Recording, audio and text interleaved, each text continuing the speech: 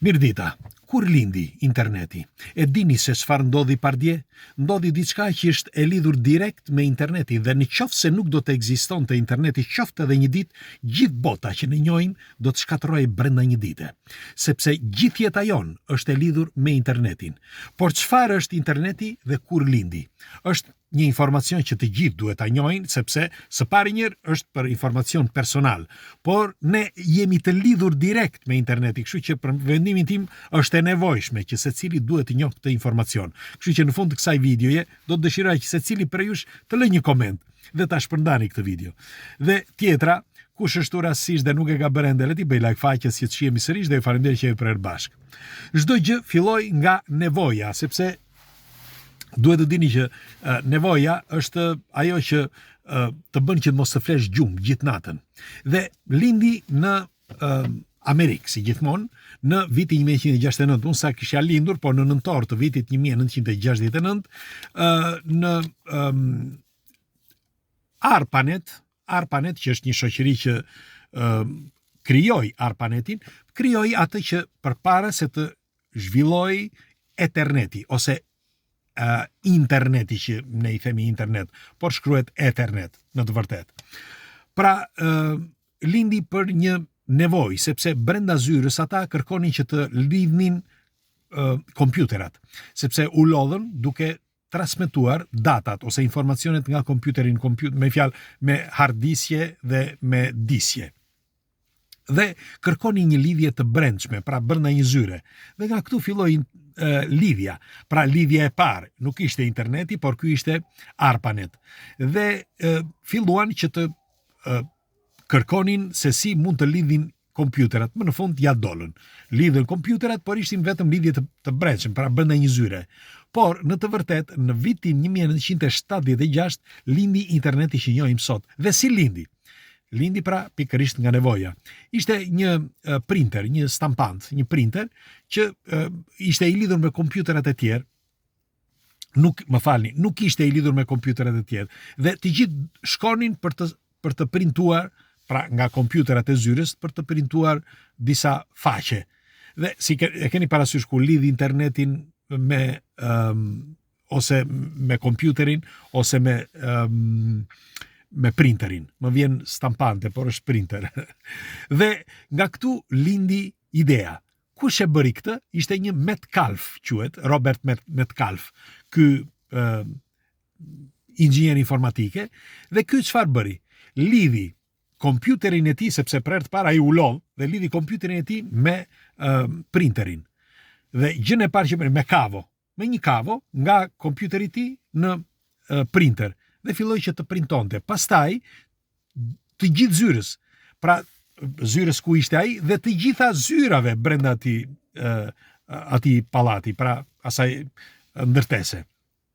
Dhe në më pak se një muaj ai lidhi të gjitha fijet dhe shikonin poshtë ato fijet, e keni parasysh të internetit kur ne fusim fishet e internetit, të lidhura me kompjuterin, me fjalë me çdo kompjuter të secilit, por të lidhura me printerin. Dhe të gjithë printonin nga aty.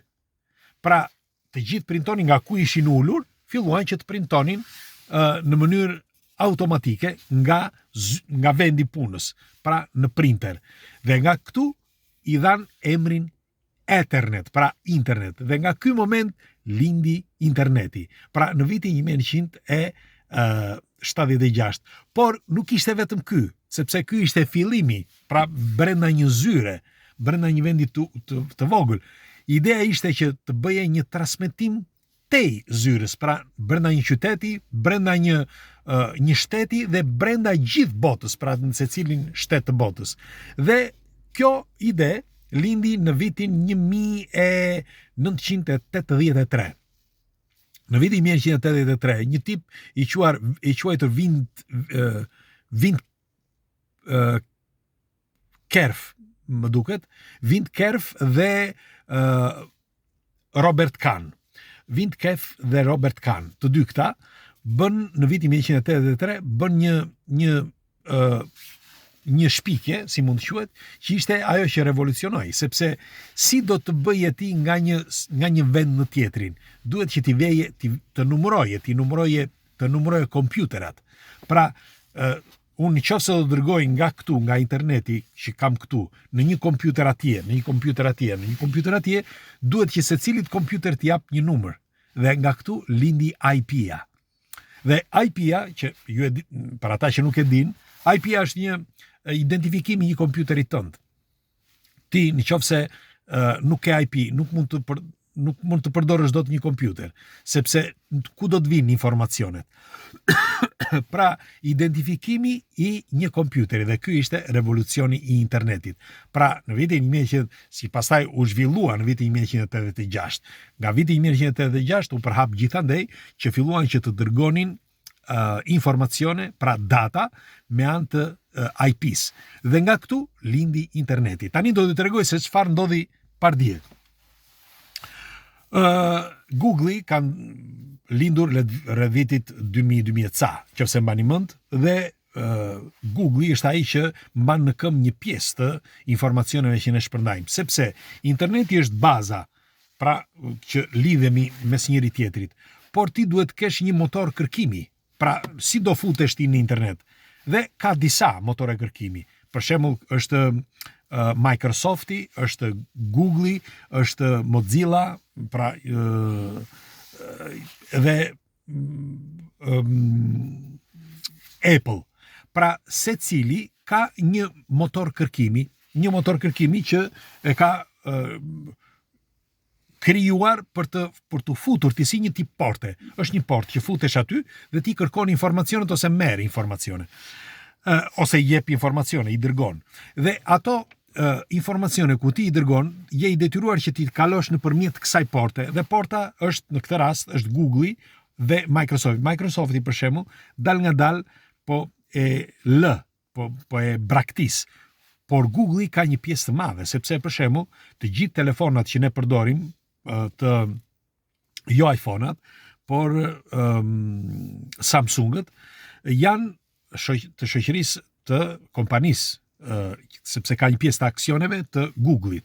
Dhe më ndiqni me vëmendje, dhe çfarë ndodh tani? Të gjitha këto informacione që shpërndahen janë të kontrolluara, sidoqoftë sepse kalojnë nëpërmjet kësaj porte, pra Google-it, motorit të kërkimit. Por, para disa viteve, lindi Cloudflare, që është një filter, si mund të quhet, sepse ja detyroi shteti amerikan Google-it që të bënte filtrimin për familjarët, pra që mos të bëhet filtrimi i çdo informacioni që ti jep. Nëse ti dërgon informacione, ajo i merr dhe i filtron. Nëse keni vënë re, tani bëhen kërkime shumë të këtyre me Cloudflare. Është një mënyrë filtrimi, pra të gjitha informacioneve që kalojnë në këtë filter. Dhe meqense tani nuk ka pak që Bashkimi Evropian ka dhënë urdhër që të bëhen filtrime akoma më të mëdha për sa i përket fëmijëve, adoleshentëve dhe në përgjithësi të informacioneve. Dhe Google-i çfarë bën tani?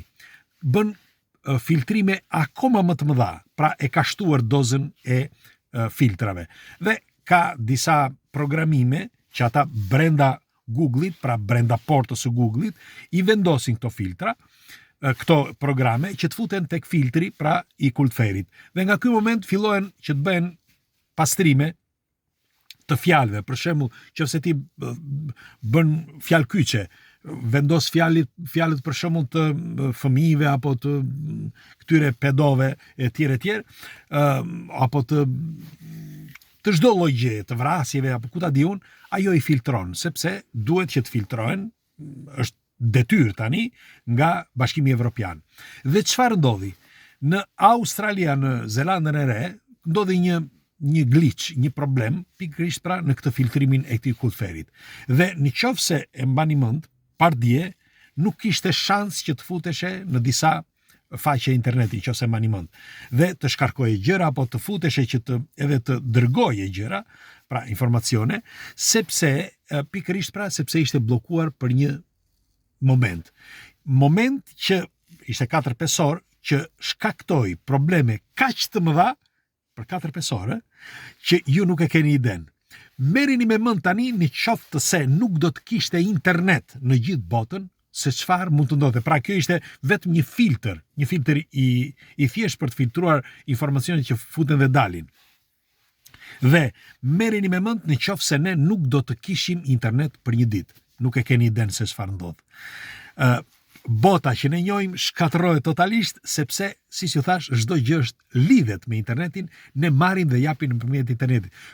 Shiko, do kush nga ju do thotë un kam vetëm telefonin, nuk është e vërtetë. S'është e vërtet, sepse ti me anë të telefonit ke lidhje direkte, për shembull, jo vetëm telefonatat, por ke bankën, ke informacionin, ke shkollën, ke zyrat, ke punën, ke çdo gjë është e lidhur, sepse nëse nuk e ke lidhur ti, e ka lidhur dikush tjetër që ka lidhje me ty. Pra çdo gjë është e lidhur me internetin dhe nëse nuk do të ekzistonte interneti, çdo gjë do të zhdukej brenda një dite. Bota që ne njohim sinqerisht do shkatërroj. Kështu që unë do dëshiroj një komentin tuaj, sepse siç ju thash është një informacion që duhet, e mbani mend, siç ju thash, në vitin 69 filloi me ARPANET-in, pastaj në 83-shin filloi me Xeroxin, pra këtë shoqërinë që lidhi ky Roberti, Kalf, që lidhi kompjuterat mes njëri tjetrit që të lidhte atë printerin, që të shtypte. Nga ai moment filloi interneti. Pra mbajeni mend, pastaj IP-a në 83-shin, 86-ën u zhvillua. Pra ja u them që ta mbani mend. Kështu që pres komentet tuaja ditë të mbarë tani.